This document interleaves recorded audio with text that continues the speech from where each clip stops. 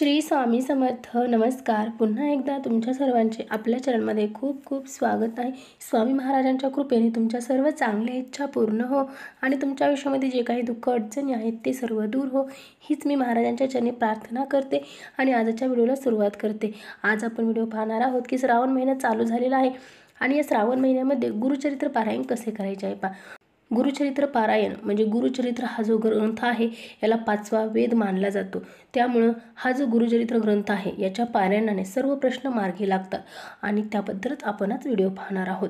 तर सर्वप्रथम गुरुचरित्र ग्रंथ हा आपण पारायण कसे करावे, तर पारायण आपण हे गुरुचरित्र पारायण शनिवारी सुरुवात करतात पहा, म्हणजे वाचनासाठी, आणि शुक्रवारी त्याची सांगता करतात. म्हणजे हे पारायण जे आहे ते 7 दिवसांचं करत असतात. काही जण 5 दिवसांचं करतात, काही जण जास्त दिवसांचं पण करतात, कारण वाचनाला जास्त वेळ लागतो काहींना.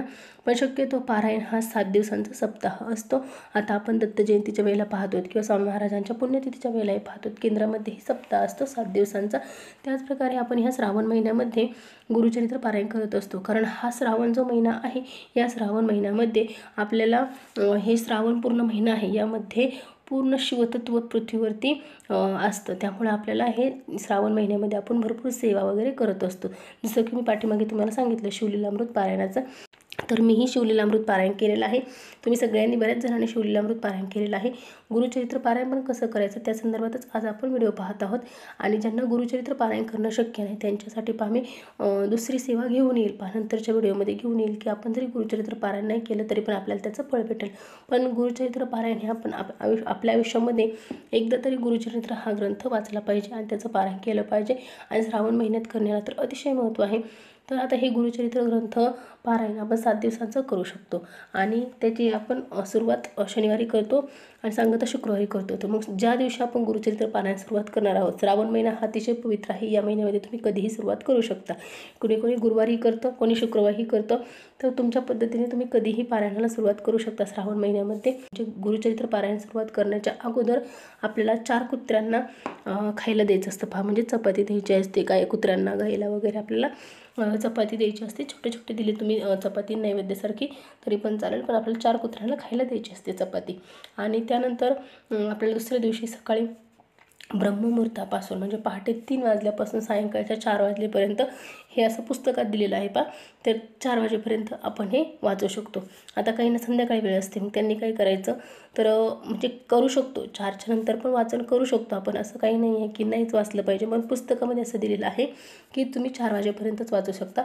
फक्त दुपारी 12 ते 12:30 ह्या वेळेमध्ये आपल्याला हे पारायण करायचं नाही, म्हणजे आपल्याला ह्याचं वाचन करायचं नाही गुरुचरित्र ग्रंथाचं. अशा पद्धतीने तुम्ही वाचन करू शकता. आता एक तर वेळ जी आहे ती रोजची वेळ एक ठेवायची पहा, म्हणजे तुम्ही जर सकाळी 8ला बसले तर रोज 8लाच बसायचं, तुम्ही जर सकाळी 6ला बसले तर रोज 6लाच बसायचं. थोडे मागे पुढे होऊ शकतं, कारण आपली कंटिन्युटी चालू असते ना, त्यामुळं पण मग थोडं मागं पुढे होऊ शकतं. पण मग सकाळीच वाचायचं किंवा मग दुपारीच वाचायचं 2च्या नंतर. अशा पद्धतीने करू शकता. 7 दिवसामध्ये 2 तासामध्ये आपलं वाचन होऊन जातं.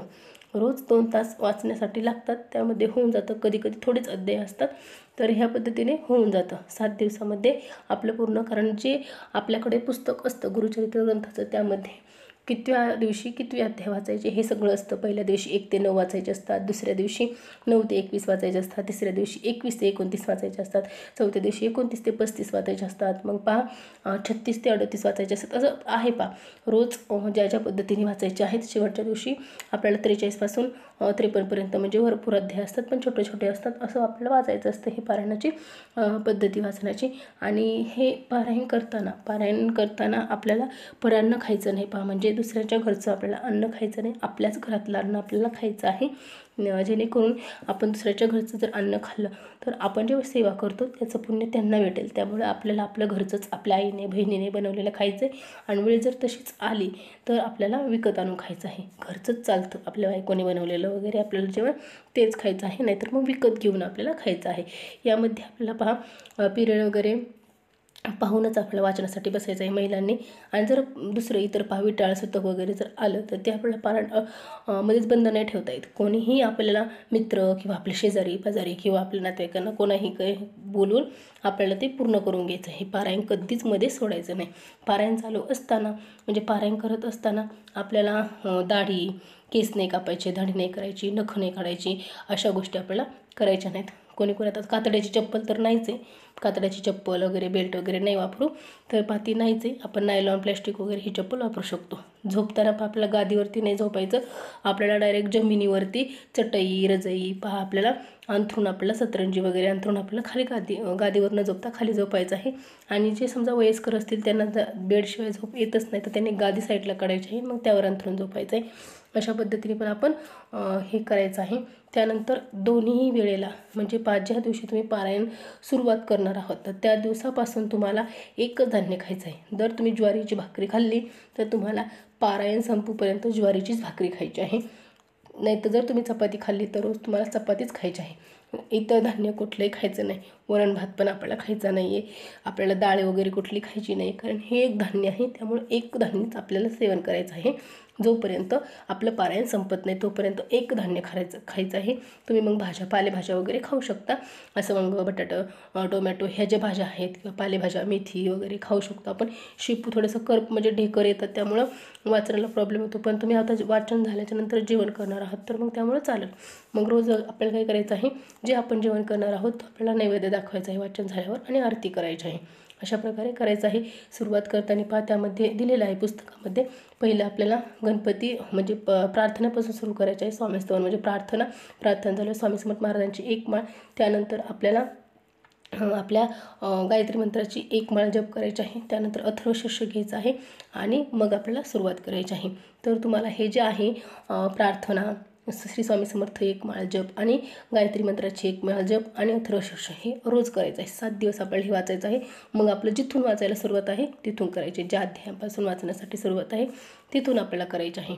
आणि पारायणाच्या उद्यापनाच्या दिवशी, शेवटच्या दिवशी फक्त दत्त जयंतीच्या वेळेला 8व्या दिवशी उद्यापन करतात.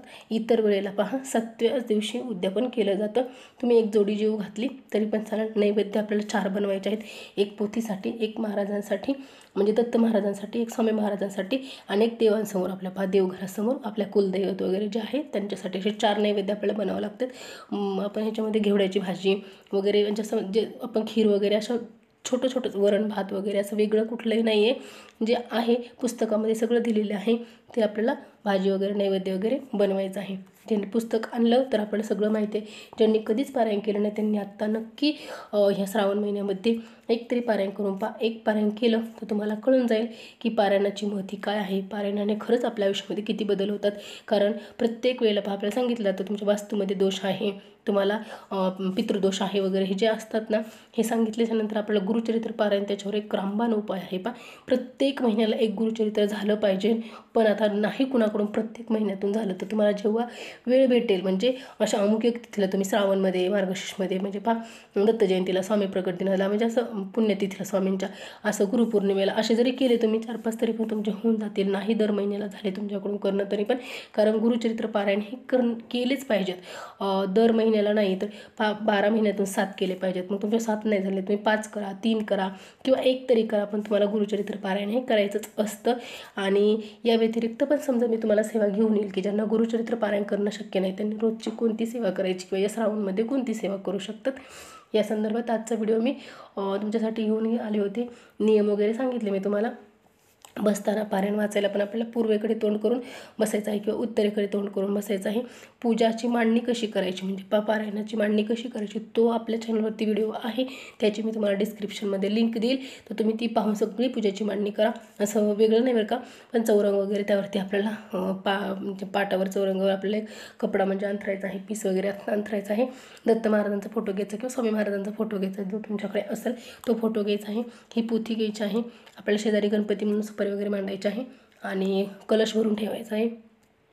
तुम्ही कलश नाही भरून ठेवला तरी चालेल, पण ठेवायचं आहे कलश वगैरे भरून. कलशामध्ये पाणी, म्हणजे हळद, कुंकू, सुपारी, आपल्याला 1 रुपयाचं नाणं वगैरे, 5 आंब्याची पानं किंवा नागणीची पानं आणि नारळ ठेवायचं आहे. नारळाला थोडंसं गोल तुम्ही बांधला दोरा धागा तरी पण चालेल. पुष्प अर्पण करायचं आहे. पोथीची पण पूजा करायची आहे, दत्त महाराजांची पूजा करायची आहे. विष्णू सहस्त्रनाम स्तोत्र जे पुस्तक आहे, तर आपण गुरुचरित्र वाचतो तर आपल्याकडून जर चुका काही होतील, आता प्रत्येक वेळेला आपल्याकडून काही ना काही उच्चार चुकत असतात किंवा वाचताना चुकत असतं, त्यामुळे रोज संध्याकाळी विष्णू सहस्त्रनाम स्तोत्र एकदा आपल्याला वाचन करायचं आहे. पारायणाला सुरुवात करायच्या अगोदर आपला जो संकल्प आहे तो करून घ्यायचा आहे की म्हणजे आता आपलं स्वतःचं नाव घ्यायचं आहे. त्यानंतर आपलं गोत्र जर आपल्याला माहिती नसेल तर काश्यप म्हणायचं आहे.